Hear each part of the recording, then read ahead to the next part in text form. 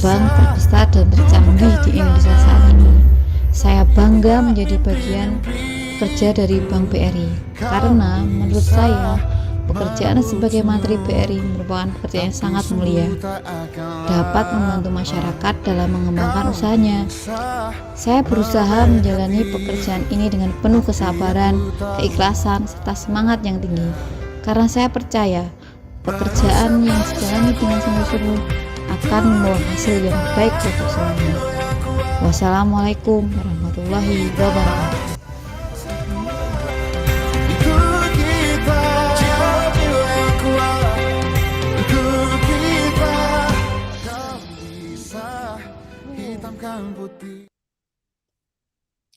Okay. Good morning, afternoon, evening, judges. We are Team CEO Yang Menyamar, and today we're presenting our recommendation for BRI's MSME growth strategy. Okay, so as you can see here, our case is called the Mandry's Day because to understand what's broken in BRI's MSME growth engine, you don't need a spreadsheet. You need to follow one person for 24 hours, a village mentry riding up at dawn into the rice terraces, carrying the weight of an entire growth strategy on the back of a single motorbike. So here's what the day actually looks like. This one mentry is expected to collect loans, onboard new borrowers digitally, find new customers, and mentor entrepreneurs on financial management, all in the same day, all within the same set of hands.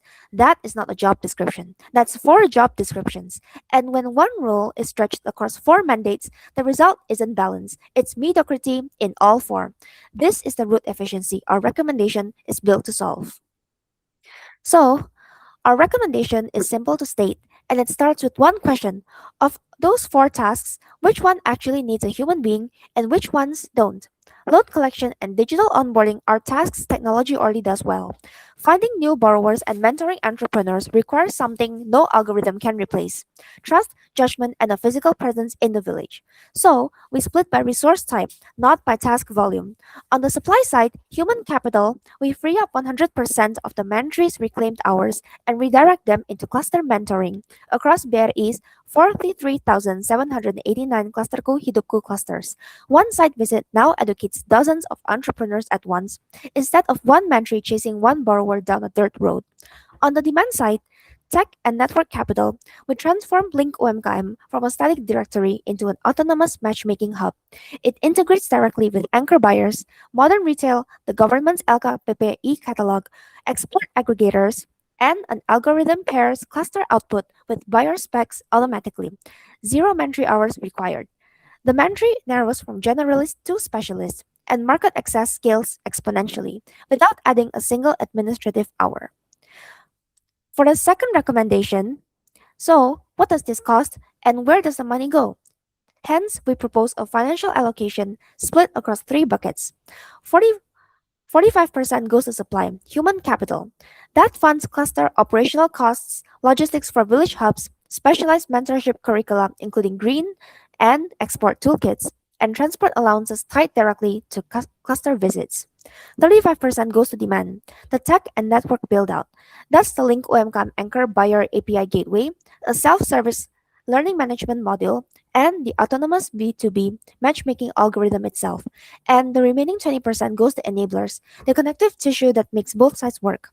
BRI Spot's AI alternative scoring engine, Sunium Data Lake, integration across the UMI holding, and platform UI UX refactoring. This isn't a 50-50 split by coincidence. It reflects where the real constraint sits. Human judgment is still the scarcest, highest value resource in this system, so it gets the largest sale. Alright, we are on the social value session. The question is, which social value dimension? It is breadth, depth, or resilience?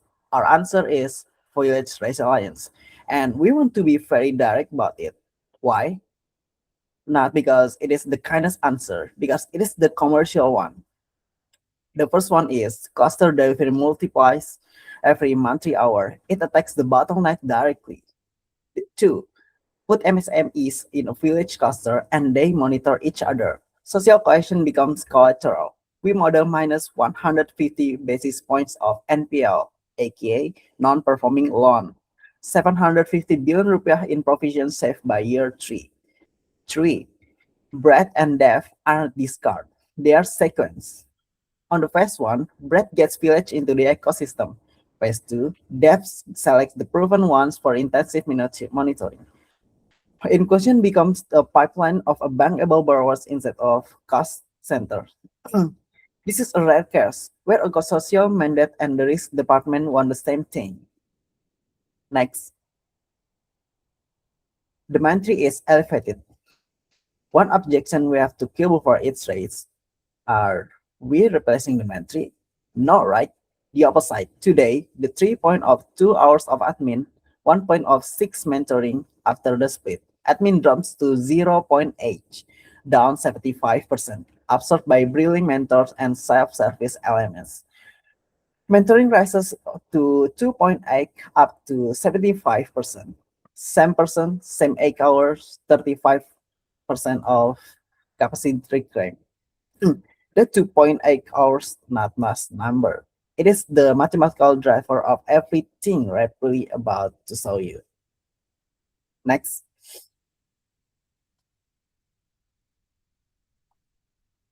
Next. And here's the roadmap. We have got 3 layers in here, which is sequence, deliberate, capacity, before the scale. Under 2027, automation and delegation. Brispot AI goes live, service LMS, Brillings mentor circuit and certified, Senyum unifies UMI records. And this year, one KPI is a gate, not a target. 30 to 40% of monthly hours. If we miss it, the layer 2 scales back. We do not rescale a bottleneck we failed to open. On the 2028, the split. Print hours go 100% to the cluster. Anchor buyer API goes live.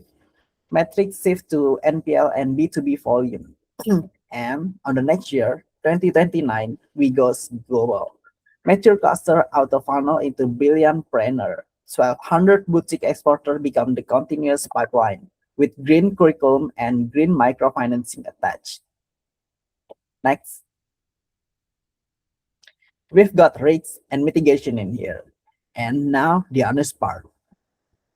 Base case on the NPV, 3 trillion rupiah BCR 17 point hour payback in under a month. Those numbers are large enough that you should be suspicious of them. So just use on the beer case instead. The beer case is only 50% of the time free, which is only 50 basis of points of NPL, aka non-performing loans improvement. Half our brilliant adoption assumption gone. NPV still 1.1 trillion, still positive. The capex is 15.5 billion. The downside can't reach it. And the plan has breaks. Agent adoption under 20%. We raise the CPA free by 5,000. And PO drop under 100 BPS. We type the UMI funneling filter to 25% rejection, 0 B2B transaction. We help pass 2 demand capex and save 9.5 billion. 7 risks, all mitigate to low or medium. The 2 critical billing resistant and NPL escalation are handled by running the burden up to a commission by letting PNM and Pegadaian pre-filter the risk segment before they ever reach a monthly. Next.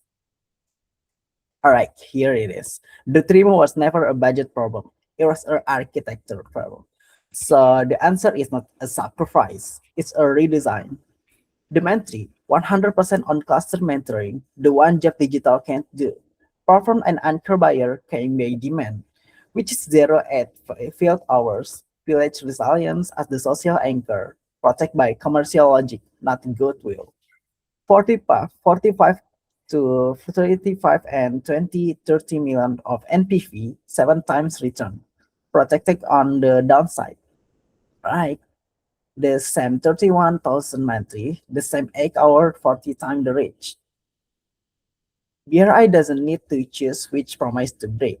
It needs to stop sending all 3 of them through the sender. And yeah, that's all that we can say about the MSME's problem. Thank you so much.